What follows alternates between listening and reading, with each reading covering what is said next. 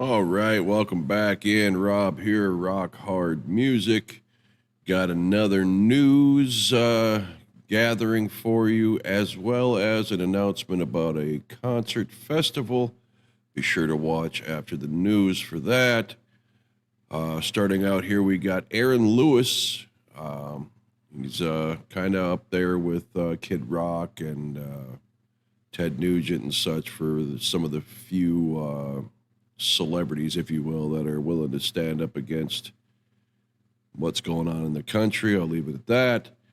Let you guys make up your own mind, but let's just see what he's once again railed against the government, saying that our representatives have failed to properly carry out the most basic and important tasks. Let's see, all Americans, or as Americans, we have never been so united as we were just fucking 10 years ago. Just epic 10 years ago. He said, what we're witnessing is craziness. What we're watching is the absolute fringe of our society has been flip-flopped and put right in the center of attention for every one of their voices. There is 1,000 of ours. Just remember that. Florida, stand up for your state, he continued. Stand up for your great nation, because really, if you look around, we are so lucky. We are so blessed for all of us to call the United States of America our home. We take that for granted every day, and we shouldn't. The Constitution clearly says that this is our country. It's not the government's country. They don't rule us. They don't have power over us. What's amazing is the country is that what's amazing in this country is that we hold all the power, we the people. The only country in existence that it is created with the power on top, the regular person. We have all that. We are still asleep until we stand up for what is God given to us. We'll keep suffering. It's up to us. It says in the Constitution, in the Bible, it's up to us. No one is coming, Lewis added. Donald Trump can't save you. He's just willing to stand at the tip of the spear, and boy, has he been doing it since 2015, before he actually took office, right? What they don't get is that we're not blind Donald Trump followers. We are wide awake Americans that see it all. We see the evil, we see the corruption, we see everything that they're trying to do to divide us, because they know that we're one nation under God, indivisible, with liberty and justice for all. And if they can break that, they win. He said, I don't think they win. Aaron concluded, I think that this amazing country is ours. It's ours to keep. It's ours to pass on to our children. It's ours to protect. And until we stand up and protect it, this shit's going to keep going on. So there you got it. Aaron Lewis from Stained. Okay. Dave Mustaine blasts musicians who think they're better than other people. We are all the same. Amen. I just said that in a video not too long ago. Stop worshiping these guys. It's okay to be fans, but stop thinking like they're above you. Let's see. Okay.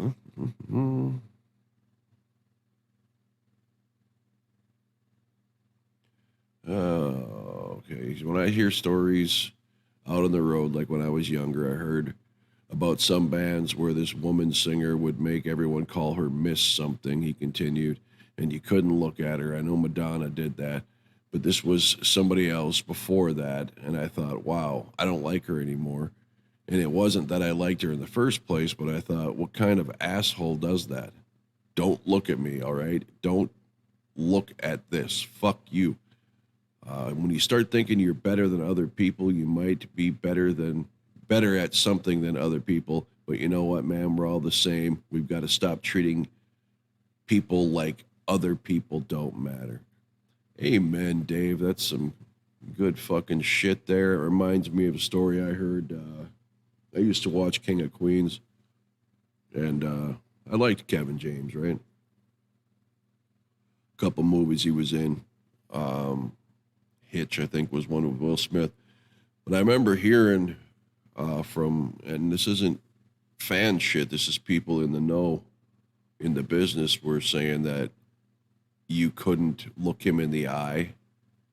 Kevin James, like if he's out to dinner or something like that, his handler would basically get all over people for trying to speak to him, or if they were looking at him or anything. I'm thinking, Jesus fucking Christ, but what are you going to do?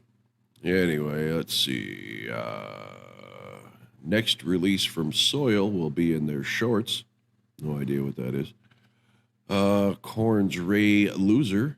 We're not afraid to experiment and try new things. I hope he's talking about music.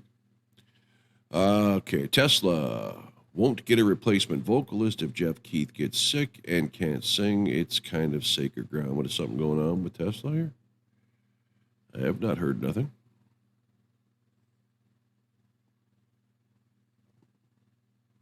Hang on 1 second here. Okay, I apologize there. I had some kind of technical glitch. Something on the page decided to autoplay. I don't know if you guys could hear that or not, but I could hear it in my headphones. Anyway, let's see what's going on with Tesla. Frank Hanna was asked if his bandmates would ever consider getting a temporary replacement.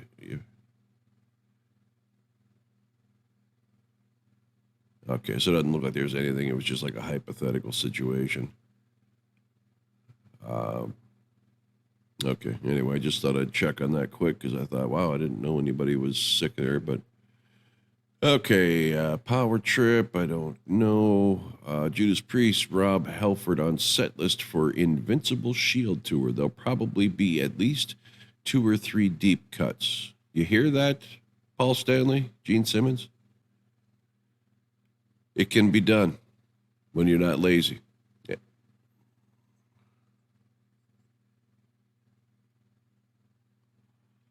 I'm getting real tired of the autoplay on this shit, man. I don't know if you guys can hear that, but it's starting to really, really get on my nerves. In an interview with Metal Pilgrim, Judas Priest singer Rob Halford spoke about the set list for the European leg of the band's Invincible Shield Tour with Saxon and Uriah Heep, which is scheduled to kick off March 11th in Glasgow, United Kingdom. He said, as transcribed by Blabbermouth, we've had this conversation before as far as trying to put set lists together. After 19 studio albums, it's like, oh my God, where do we go? If we didn't play Breaking the Law, there'd be a ride. If we didn't play Painkiller, there'd be a ride. I disagree with that. But Painkiller? Really? There are certain songs that you are indebted to your fans to play. You know, I get that. Because they're part of your fabric and who you are as a band without naming names. There are certain bands where you know you want to hear that song when you go to a show. So if there's a portion of the set list that already writes itself, having said that, yeah, we are going to go quite deep and found some songs that previous albums that we're going to work with and we're going to bring out. So there'll probably be at least 2 or 3 deep cuts on the set list. Yeah, and that's been my biggest point. Yes, you have songs you absolutely have to play, but some of these bands, especially Kiss, for instance, I mean, when they bring out something for the fans, right? Say when this End of the Road, the second half of it, or whatever, they started putting Making Love in there and stuff. That's not a deep cut. A song that was once a staple or was once played for a tour or 2 live is not a deep cut. A deep cut is something you don't do live. You've never done live. A deep cut is something that was never released. A deep cut was something that casual fans would have never heard of, right? So in Kiss's case, to pull something out like that, I mean, you'd have to dig down to something they'd never want to play, right? Like Sweet Pain or Larger Than Life, stuff like that really wasn't ever anything for my baby or stuff like that. I mean, to really find him, if you want to go with the modern stuff, I've Had Enough, Into the Fire. I mean, there are plenty of Danger. I mean, there's all kinds of songs that would fit the mold, and Kiss just never got that. They thought when they were throwing the fans a bone, they'd throw them something they haven't played since the 70s live. Well, that's not what we're asking for. And there's always room, right? Guns N' Roses does 3-hour shows. So don't tell me you can't add an extra 15 minutes to play 3-4 songs. I mean, it's lazy, and it's just a bad argument. But at least Priest is recognizing and giving their fans something cool. Don't care about that. There we got Jethro Tull with his skin flute. Foo Fighters, Trivium, and Bullet for My Valentine to team up for tour. I've heard of Bullet for My Valentine. I don't know who Trivium is. Primus and Coheed and Cambria announce summer 2024 U.S. tour. AC/DC announces 50 limited edition gold-colored vinyl. First wave to include 9 LPs. So there you go, AC/DC collectors. Alice Cooper announces Too Close for Comfort October 24 UK tour. That man just won't quit, man. Got to give it to him. Mick Mars believes it would be impossible for him to sit down with his Motley Crue bandmates and work things out. Why are they? I've noticed this. There's always his Motley Crue bandmates, the guitar player for Motley Crue. There's no former bandmates and former guitar player for Motley Crue being thrown around here. I don't understand why they all still insist on calling him a member, but whatever. Ace Frehley, I'm a sloppy guitar player, but so are Jimmy Page and Keith Richards. Okay. During a recent episode on the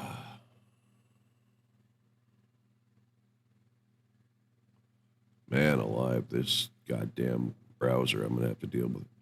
Keep getting every page I click in's got like a video on the bottom, and it just auto plays. And I'm sorry if you're hearing it, but it's distracting as all hell. Anyway, shouted out loudcast. Ace once again admitted that he is the most technical proficient guitarist on earth. I am a sloppy guitar player, he said. So is Led Zeppelin's Jimmy Page. So is the Rolling Stones' Keith Richards. Jimmy Page is a sloppy guitar player.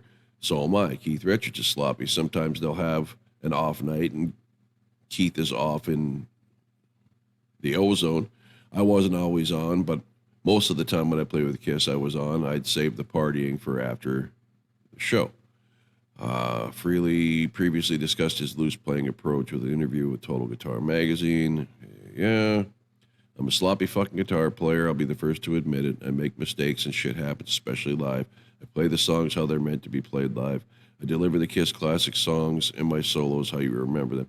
I don't think anybody has a problem with him being a sloppy guitar player on stage, right? I mean, to make a mistake on stage, who gives a shit? I mean, that's real, man. That's just what it is. I would much rather have that than some fucking snooze fest guy like John Five or Eric Johnson. No disrespect to their ability, but you know, they got their guitar way up around their neck like a ukulele, and they're just concentrating on it and barely fucking moving because they want to get everything, you know, perfect. And save that for the studio. I think what people are saying when Ace is sloppy, it was referring to,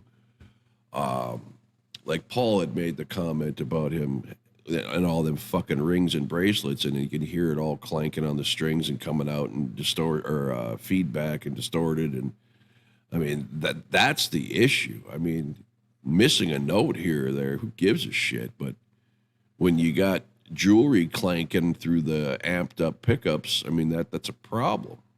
But you know, whatever. I don't know why this is an issue. I've never really heard anybody. Jesus Christ, here you go. I was gonna fucking just leave this article. When asked if there was one lesson he could impart to Total Guitar readers, he said, in retrospect, I should have practiced more. Right now, you should be practicing more from what I've seen. I've never had a guitar lesson, he said. I was born with a certain technique that many people, namely Tommy Thayer, can't duplicate. I think I covered this earlier, and that's fine because he's right. And every guitar player's got their own technique. But he has to say, namely Tommy Thayer. The dig there is just whatever. Anyway, let's see. Anything else before I move on here? Judas Priest is more than one band member. You hear that?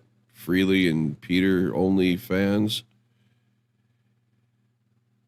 Let's see here. Make sure that goddamn thing doesn't play again. In an interview with Terry Carr of the Morristown, New Jersey radio station 105.5 WDHA, where we play all stacks of wax. Okay, so anyway, Rob Halford was asked how he feels about getting back into the studio with his bandmates and is different today than how it was in the past. He responded, "It's the same as ever was. It's the same as it ever was. Same as it ever was." Remember that video? There's a feeling of being grateful. It's a blessing. Let's get to the headline. Helper continue. I think it's also important that we don't use this word very much these days. Trusting each other, trusting the love of what you have for each other. Band, yada, yada, yada. Well, where's the quote coming from?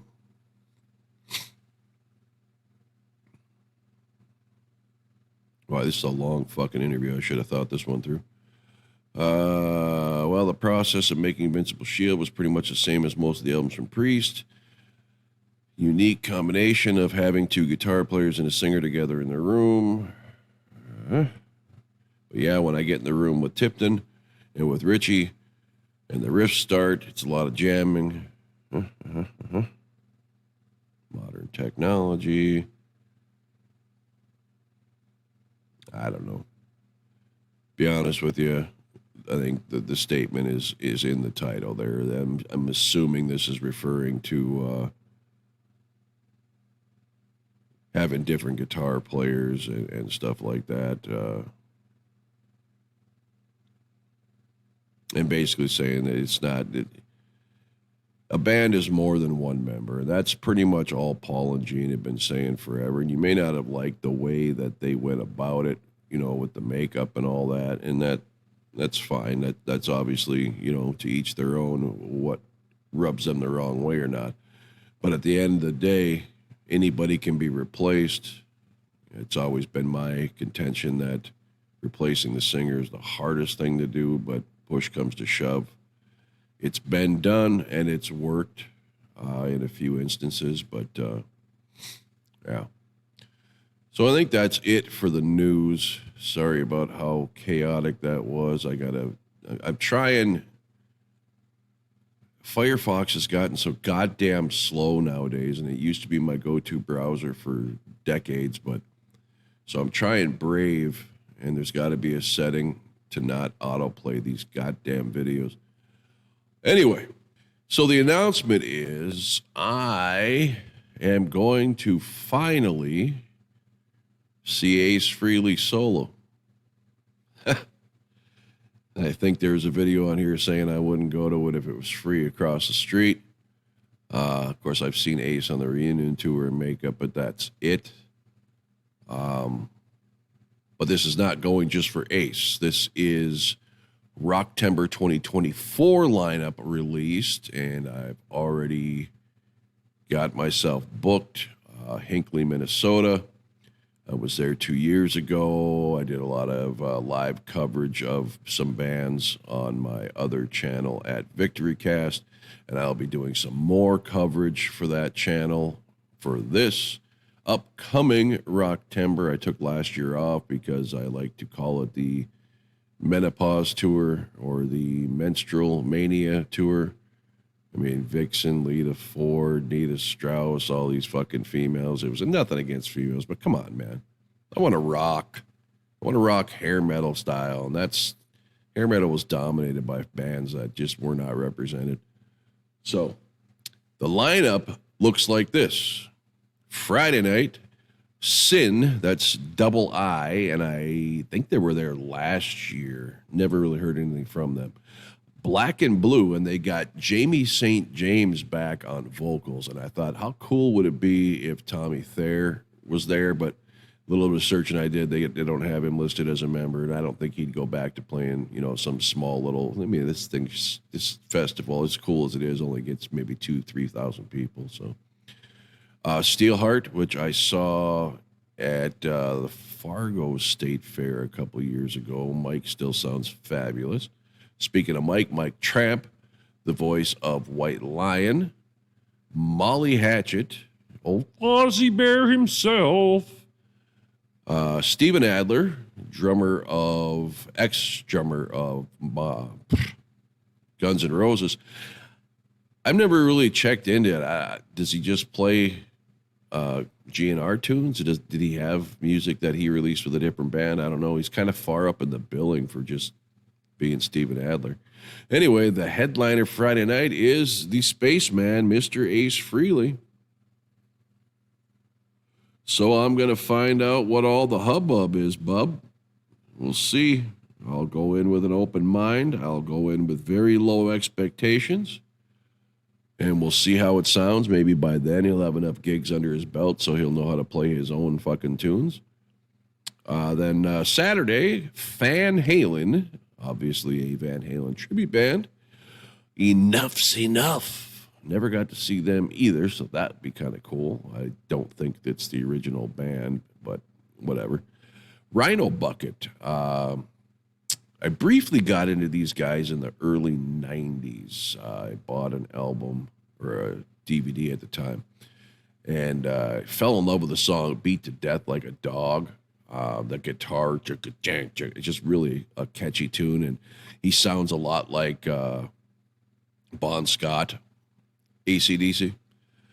Vane, I've heard of. I don't really know much about them. I'll have to do some research in there. I believe that's an 80s band yet. Eldo Nova. How fucking cool is that? Love is just a fantasy, man. Never got to see Eldo Nova. Stephen Pearcy, I'll be seeing now for the third time in 3 years. He's always fun to go to. And headlining Loverboy. Love me some Loverboy. That, to me, is like a poster child of a pure, straight-ahead rock band. I love their fucking music. So, yeah. Should be a nice couple of days of some loud music, and hopefully the weather holds up. When I was there a couple of years ago, it did rain early, but it cleared up pretty fast. If anybody is planning on going and you're not from Minnesota, what I witnessed 2 years ago anyway, and their weather's not that much different than ours being a neighboring state, but it was hotter than piss during the day, especially when the sun was out. But boy, once the sun goes down and you're watching all, the headliners and maybe even the band before, it gets fucking chilly, man. So by that time, summer's winding down. So if you're not from the area and you're gonna go, make sure you bring yourself a sweatshirt. You don't need a big coat or anything, but just a sweatshirt or a long sleeve shirt or whatever for the evenings, because it can get chilly. So I'm excited about that. Super excited. Rock Hard Music / Victory Cast will be in the house. I will be video documenting as much as I can. I don't know if Darren is going to make the trip from Colorado. I hope he will. It's going to be nice to have him back on the channel. And he's planning on making a comeback anyway. He's had some family stuff to deal with. Life's tough sometimes. So I'm carrying the torch, doing what I can for y'all. And again, sorry about the sloppy last minute, zero production quality video tonight. I will get those issues with the new browser figured out. And until next time, thanks for watching.